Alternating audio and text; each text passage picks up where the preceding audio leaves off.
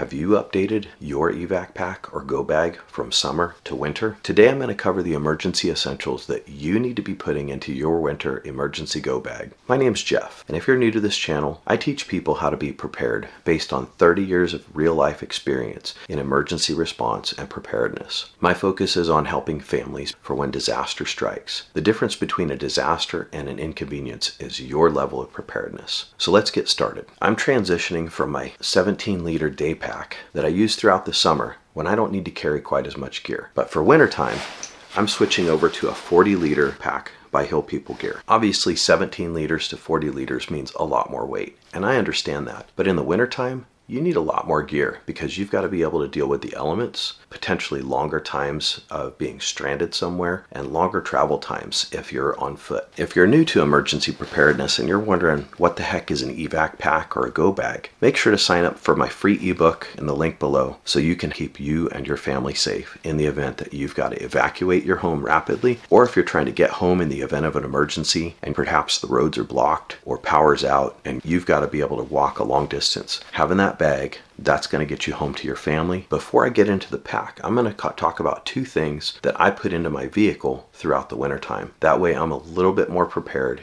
First, I have an emergency roadside kit. This has a tow strap, road flares, some other tools and essentials, jumper cables, things that could get me out of a pinch this winter. Secondly, I'm putting a pair of rubber rain boots in my car. These are going to help keep my feet dry in the event that I've got to get out of my vehicle and I don't have the right footwear. They're a little bit heavier, so I'm not going to put them in my pack, but they will be in my vehicle. A couple of the most common situations I might have to deal with this winter is putting on tire chains or dealing with a vehicle accident. I want to make sure that I'm visible to other cars and other traffic in the event that I've got to get out of my vehicle to put chains on or deal with something like that. So I've got a bright orange reflective safety vest. This is going to help people see me a long ways away. Next, I want to talk about adding layers. So you need to have an outer protective layer that's rainproof, waterproof, windproof, and there is nothing better than a good old trusty poncho.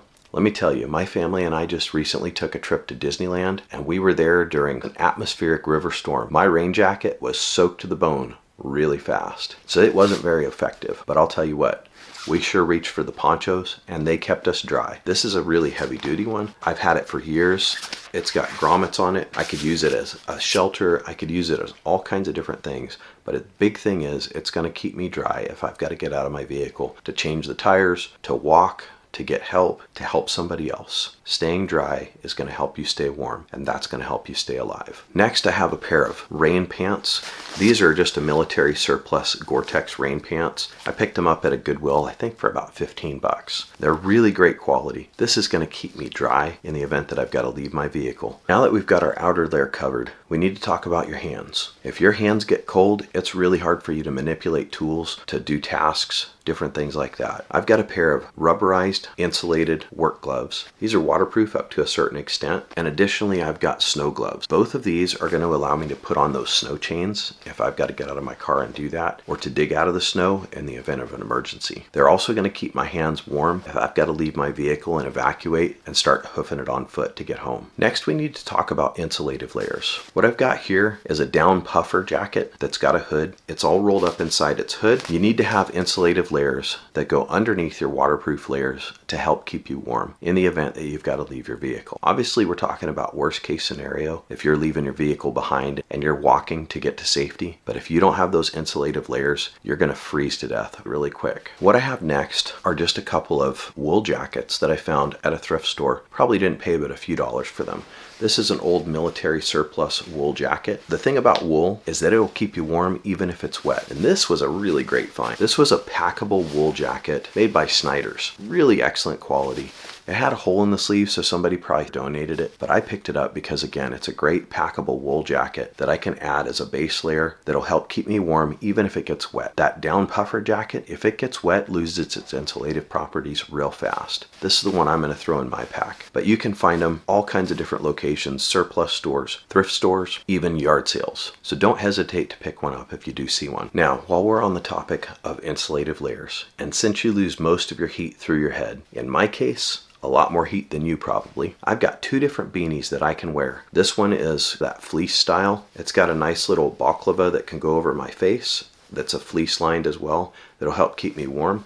And then if I need to, I can add this over the top of it for extra warmth. Also, it's got that reflective striping right here and the bright yellow color that'll help me stay visible in the event that I'm trying to find help. I mentioned those rain boots at the beginning that are in my car. I've got a couple of extra pair of wool socks that are going to help keep my feet warm and dry if I've got to get out of my vehicle for an extended period of time or if I'm walking to get help. Having a couple of lighter pair of additional gloves. I've got some Nomex flight gloves here and then some old military surplus wool inserts. These are going to allow me to layer up my gloves if I've got to keep my hands warmer. They're also going to let me do some finer tasks if I've got to keep my hands warm, but I can't wear the snow gloves. I don't know if you can relate. Keeping my hands and feet warm is critical. When my feet get cold or my hands get cold, I really lose my functionality fast and I get miserable. I don't like cold feet and cold hands. What I've got next is an old military base layer of polypros. These are lightweight. They're going to add a little bit of extra warmth if I've got to slip them on underneath my clothes.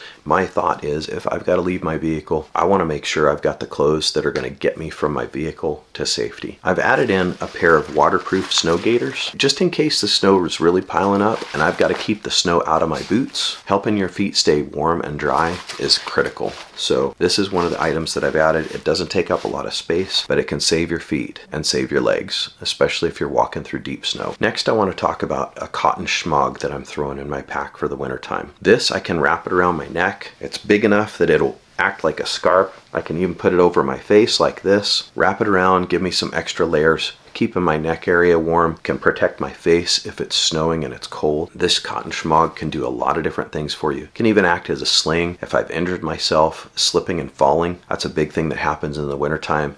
And if you dislocate your shoulder because you fell and hit the ground, that's going to be a rough ride if you don't have a way to stabilize it. Cotton schmog can go a long ways. And I know you're probably wondering, why am I talking about so much military gear? A couple of reasons. One, based on my experience, but two, based on the fact that military gear is tried and tested. Our military members have been using it in all kinds of climates for years and years, and it's served them very well, and it's very durable. The other thing is, it's very affordable for you to be able to pick up this stuff and throw it in your vehicle. It's not your everyday use stuff, but it's going to get you through a tough time if you need it. The next thing I've thrown in my pack is a pair of snow traction cleats for each boot. These go over both boots, and they will allow me to get traction on ice or slippery conditions. And that's one of the things that leads to most falls and injuries that can really debilitate you or prevent you from reaching help. Having a set of traction devices that you can put on your boots or your shoes to help you stay safe in slippery conditions, that's critical. I've added a pair of safety glass style goggles or spoggles. These have the rubber gasket around there. These are going to help protect my eyes, and they actually have a little bit of UV protection, which if you know anything in the snow, that can be really bright. It can cause snow blindness if you don't have a way of protecting your eyes. Additionally, if the wind is blowing, protecting your eyes is huge. So throw in some goggles or something along those lines to help protect your eyes in the wintertime. All right, now it's time to talk about emergency shelter. What I've got here is a small emergency shelter tent, and I've also thrown an emergency blanket. These are the Mylar ones. They help conserve body heat and keep your body heat radiated back towards you. They're going to help you stay warmer in the event that you are separated from your vehicle and you're out in the elements. They don't weigh a whole lot. It's not something I'm expecting to use, but if I had to in a pinch, it could save my life. I've also got some additional cordage in there. What I've got here is an emergency blanket. It's the High-Vis Orange, which I mentioned in a previous video. I'll go ahead and link that video here. But this serves as a signal panel if you've got to put it out over your vehicle and search and rescue is trying to find you. It's got a fleece backing on it, along with kind of a semi-waterproof nylon outer shell, and that's going to serve several purposes. It'll help me stay warm if I've got to bundle up and sleep for the night. It will also signal for help if I need it. Having an insulative layer to keep you up off the ground if you have to sleep overnight in the cold temperatures or on snow is critical. So I recommend that you have an inflatable sleep pad. They don't take up much room. They add a little bit of extra comfort, but they add a huge amount of insulation from that cold layer that you're laying on. What I have here is a Gore-Tex military bivy sack. This can serve as an outer layer if I need it to rapidly deploy away to stay warm. This is going to be put in the top of my pack where it's close and easy to get to. If I've got to cover up my body and stay warm in the event that it's snowing or raining, this will be right up there with my poncho. Having a way to start a fire in the wintertime that's reliable is critical. I carry extra roadside flares in my pack during the wintertime because if I need to start a fire, I need to be able to start it right now, and I need to start it fast and keep it burning for a long time. I mentioned that in a previous video as well. If I've really got to extend my fire starting capabilities, just having several boxes of matches and some wax impregnated cotton fire starters, those are going to go a long ways, and this is probably $2 or $3 worth of fire starting ability. It's going to last you a long time. Now I really hope that I don't have to use all that, but they're lightweight, they don't take up much space, and I would throw that in there. Next, let's talk about tools. You need some tools to help you make fire. So what I've got here is my Moore knife Garberg and a Frisker's folding saw. What I like about the Frisker's folding saws is they're inexpensive and they have a lifetime warranty. So if it ever breaks and I need to replace it, it's going to be free. This Moore knife Garberg, I really like it. It's got a really robust blade. It's hard to see there, but it's definitely thicker. It's a full tang. It's got the butt at the back side of it. That's a really robust knife that's going to help you baton wood, create tent stakes, anything you might need to do. Some tools and the ability to gather firewood, start a fire, keep a fire going, and then also having a way to keep your knife sharp. Those are some really important tools that you should have in your bag. I know it may sound silly, but I keep a can opener and a small foldable spoon in there. Maybe I came across a cabin in the woods that nobody was staying in, and I found some canned food in there just to survive. These are going to help me go a long ways, being able to get into that food. Next, we're going to talk about portable lighting. What I've got here is a portable solar inflatable lantern. This can not only give me light, but it can also act as a charger. And then I carry a small power bank that I could charge up. It charges in my car. If I had to leave my car, I can use it to keep my cell phone going while I'm trying to find help. Additionally, I've got a small rechargeable headlamp. This can be charged by either of these devices, keep me going, gives me hands-free lighting, allowing me to do the tasks I need to do if it's starting to get dark. Also allows me to keep walking in the dark where I can see the trail or see my footing a little bit better. All right, now it's time to talk about cooking. I've got a lightweight aluminum cook pot here, a small little portable stove. They're super tiny. This is how big they are. They fold out and they would attach to a gas cylinder. This is going to allow me to have a fire quickly. It's going to allow me to sustain a fire for several days, and it's going to allow me to cook food and also boil water if I need it to have sterile drinking water. So while we're talking about water, this is when I typically switch from a single wall stainless steel water bottle to insulated water bottles. This gives me the ability to heat up water and carry hot water with me if I'm walking long distances. Hot water can be really important in keeping your core body temperature up. It can also be great for making soups or things along the way. Being able to keep it warm is critical. And the other possibility is that with single wall stainless steel water bottles, these could freeze, and now all of a sudden I don't have drinking water anymore because I've got a block of ice. Now I'm going to carry water in my vehicle in the form of a couple of gallon jugs of water through the wintertime, but I'm also taking a collapsible water container and a life straw with me. I've got lots of water sources around. Again, if I had to leave my vehicle and I'm on foot, it's going to be really tough to carry water, but it is very easy to gather water out of a river or a pond if you've got an extra little collapsible bucket like this that you can scoop it up, take it back to your tent, and then this gives you the ability to drink out of that without having to boil it. I'm still going to have my first aid kit in there. This has got my tourniquet, a CPR mask, some small medications, and then that cotton bandana.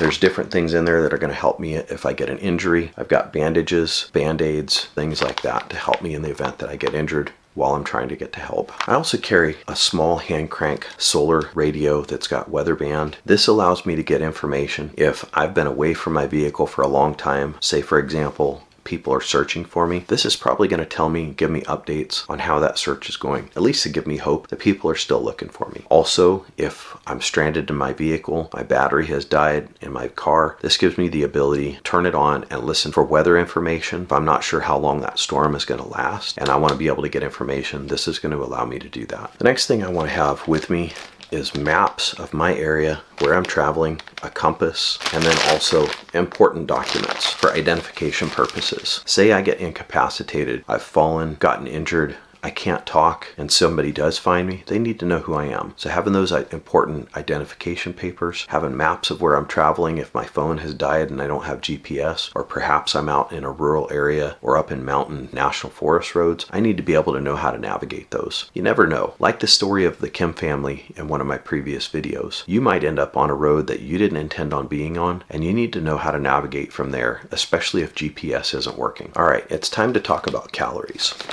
I throw an MRE in my bag because it's quick calories that are ready to eat. It's going to keep me going if I've got to move, and I've got to move fast. I also carry some quick little granola bars, one of those protein cookies. Again, some quick calories, easy to consume. I don't have to actually cook them and prepare them, and I can eat them on the go. For a longer term calorie situation, like I recently saw about a hunter who had been lost up on a mountain because his vehicle broke down for 21 days. And he was worried he was going to starve to death because he had been out for so long. He had completely gone through all of his supplies. So I recommend carrying a Ziploc baggie that's just got this is black beans, some rice, and then some steel cut oats.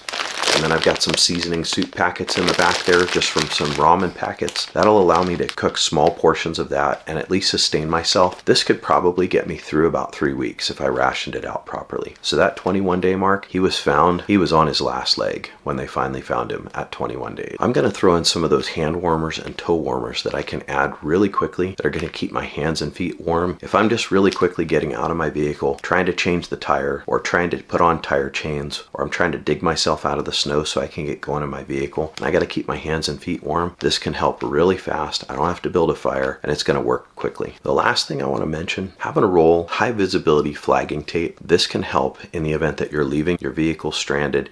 You can flag your vehicle, and then you can leave bits and pieces of this tied to trees and bushes along the route that you're taking. That way, if you really get lost, people have a way to be able to find you as you've gone about your way. This can also serve in the purpose that you've set up a camp, set up a tent, and you're staying somewhere for a couple of nights waiting for help to arrive, and you've got to be able to go find water. You can mark your path to the water and then be able to find your way back. That way you don't get lost and separated from your gear. Having a collapsible portable snow shovel, this is going to allow you to dig out of the snow if your vehicle is stuck. This can also help you make a shelter in the snow if you've got to dig out or clear snow down to bare earth so you can make a fire and it's not going to put your fire out. Snow shovel is a great way to move a lot of snow really fast. So throw it in your car. If you need to, you could put this on your pack if you had to walk, but keep it in your vehicle. That's a great tool to have. If you think I've left anything out, or you have better suggestions or different ideas on stuff that you found that works well for you, throw it in the comments below.